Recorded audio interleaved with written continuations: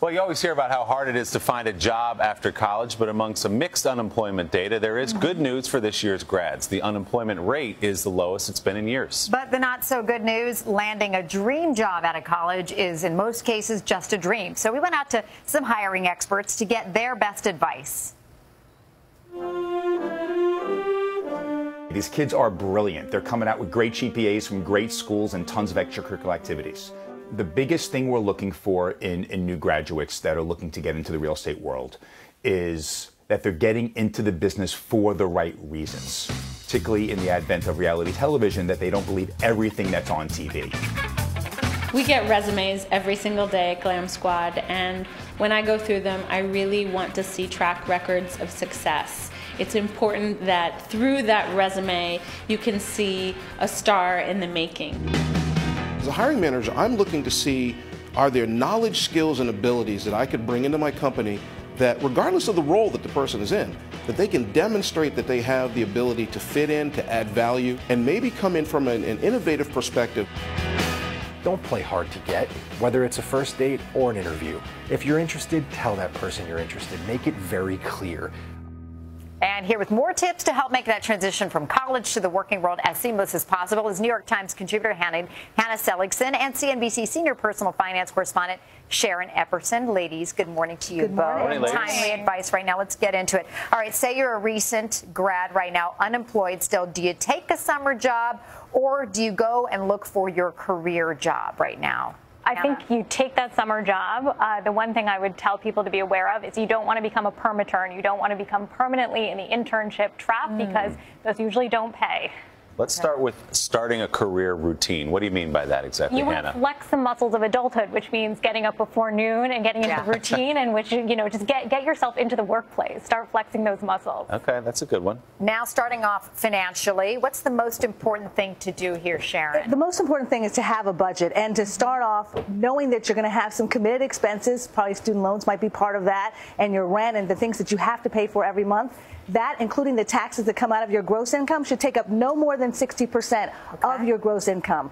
20% seems like so much to save, but if you start young, then it doesn't seem as bad when you get the home, have kids to pay for, and all the other expenses. So 20% to long-term savings, 10% to short-term savings for your emergency fund, and you got to have fun. You still want to go out. You want to go out to dinner. You want to see your friends.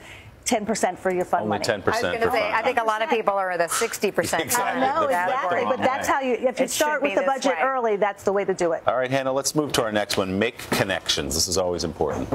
Yeah, so I think intuitively people think, oh, well, I should reach out to my parents' friend who's a CEO of such company. I reported on this for the Times a few years ago. You want a lateral network. So go to people who are in your fraternity, sorority, people who are your age, who kind of have their ear to the ground, who know about the hiring opportunities. Because sometimes people way at the top don't have a sense of what the needs are at the company. They're too far removed. So really think about your lateral network. And make that LinkedIn profile, right? You want to make sure that you have that so that you can connect with people at various levels that you may never have known about that really could help you. All about the network. Okay. And then, of course, you do want to take your health into consideration. Even though you may think you're in peak health, Sharon, you say it's really important to get health insurance. Because if you have a setback and you're not healthy and you have a chronic illness or you have an accident, it could really set you back. So if you're 26 and under, you can be under your parents' plan. If you do get a full-time job that offers benefits, of course you want to get the health insurance there. But what if you don't have that option? So healthcare.gov, good place to go to see if you can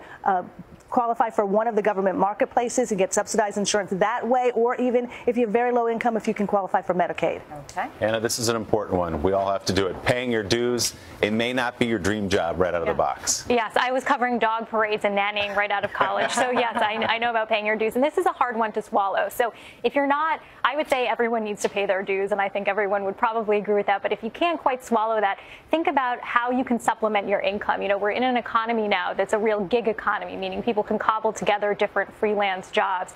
So if you want to do that while you're looking for your dream job, I think that's the only option. Otherwise, you need to kind of start at the bottom and pay your dues. All right. And Sharon, of course, when a lot of people graduate from college, one of the things that they're thinking about is the student loan debt, which hits them immediately. Exactly. Well, they have 6 months grace period for federal loans, but then it does hit, and it hits so fast, and they don't know what to do. Right. A lot of graduates don't know about the income-driven repayment plans that you can use for your federal student loans. So that's one option that allows you to basically pay based on what you make. And if you don't make a lot, you don't have to pay a lot back right away. It can help your cash flow. It may not really help in terms of the amount that you're going to owe. Eventually, you still got to pay back that money, but that can really help. So look for income-driven repayment plans and see if you can perhaps refinance some of those student loans. All right, Sharon Epperson and Hannah Seligson, great to have you here. Thanks so much.